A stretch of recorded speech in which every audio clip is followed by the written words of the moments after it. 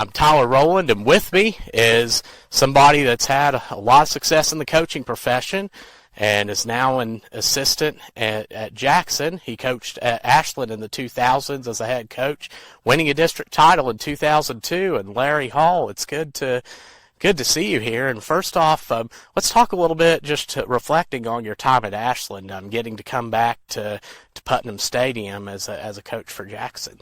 It's really an awesome place to play, and I was very fortunate to be here for 4 years to be part of this and the tradition that's been here for a long, long time. And I was blessed with really some fine football players and coaches and everything. And it's just a tremendous place to play. And now the remodeling job makes it even better. It's just one of the top places there is ever to play high school football. Mm-hmm. And looking back on your time in Ashland, it was a time, it started out when, it was the talent level was a little bit down. You had 4 wins your first year, but of course you ended with a strong run with 9 wins and a district title. And when you think back to that time and some of the players you got to coach, Arliss Beach, Ryan Salyer, Grant Lane, many more, what are some of the memories that come about?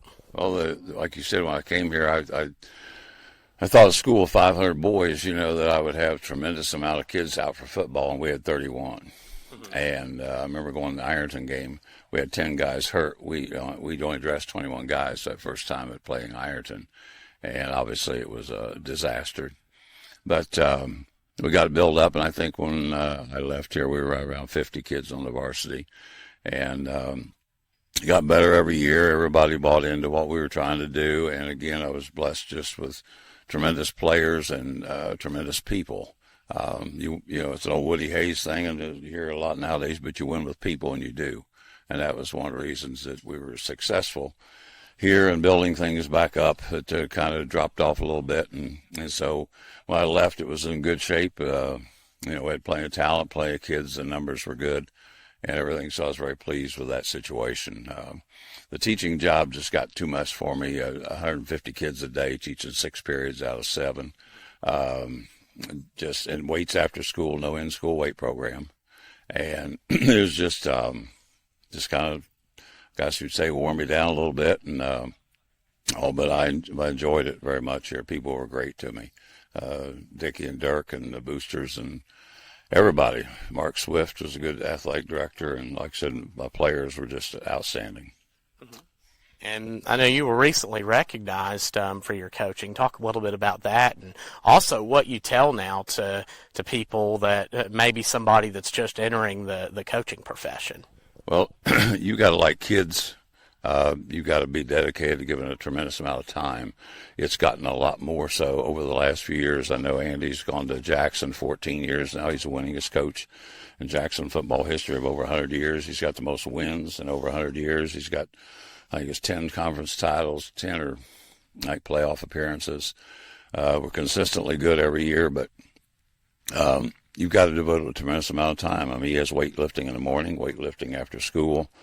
Besides his teaching load and everything. So if you're a guy now who wants to go into it and not spend much time, it's not the right thing to do. I was very honored this spring to be got an award at the State Coaches Convention for 50 years of coaching.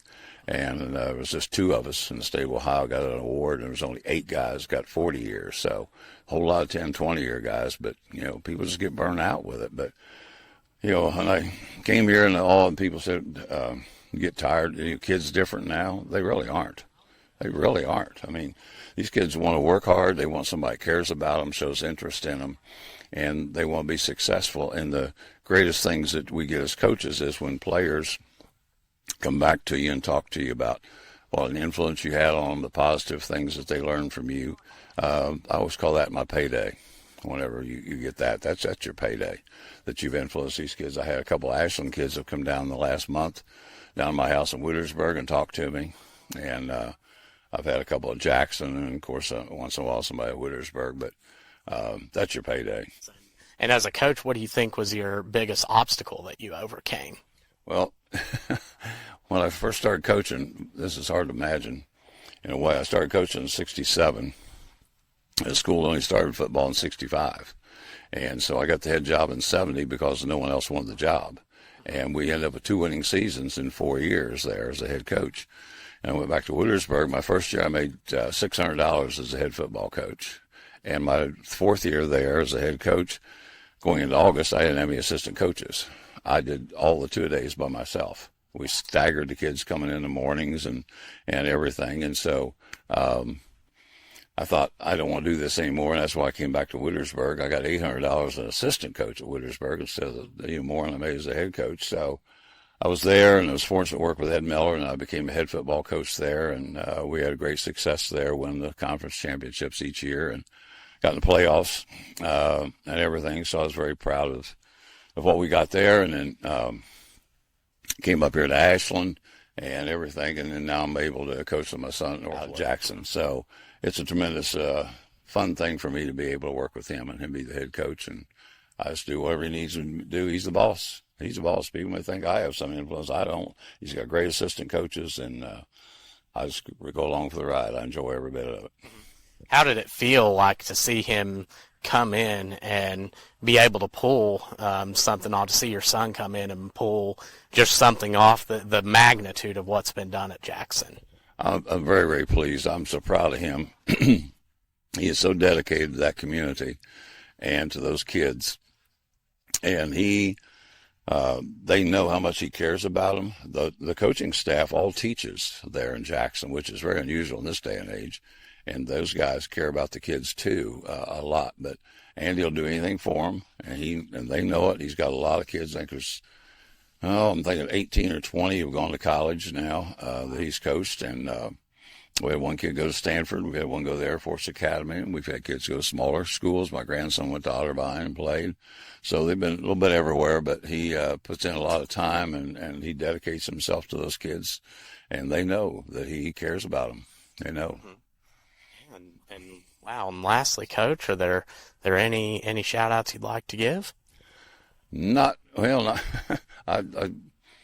hard to remember all the people. Like I said, here with the assistant coaches I had here, one thing I do have to tell a story on Dickie Martin.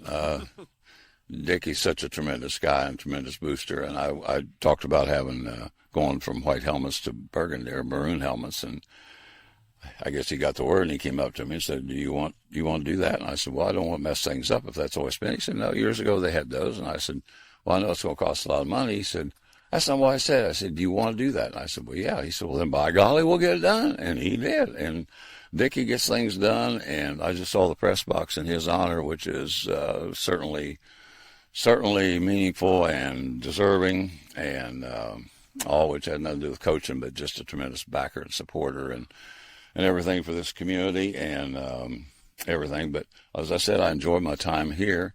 Didn't have anything bad go wrong. There was nothing, nobody pushed anything negative. Mm-hmm. Everything was positive here. In fact, I've been fortunate everywhere I've been that I've gotten good results out of everybody. I've not had any confrontations with parents and stuff. And, people get into that now. You hear people say, oh, the parents are on you and this and that. Bottom line to that is, which helps stop that. And I don't know why more coaches don't do it.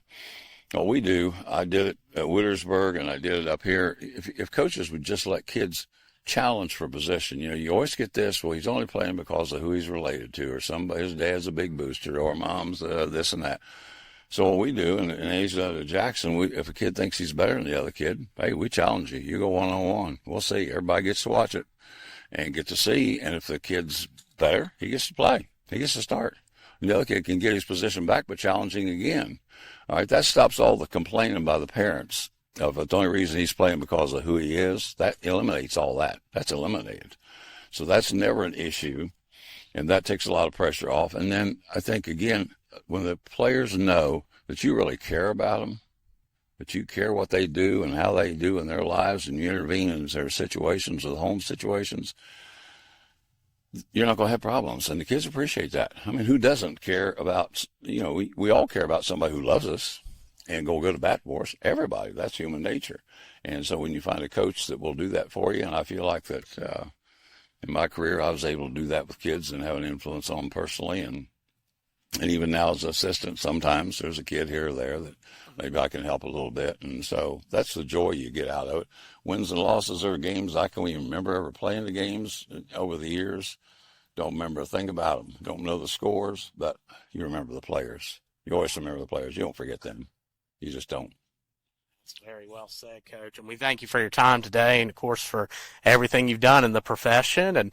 And be sure to stay tuned. We'll have more interviews coming up here on this episode of Rolling Sports. And be sure to check out the channel. We'll have highlights, interviews, and, of course, some clips as well. We thank you for watching this episode of Rolling Sports, where you meet the athletes.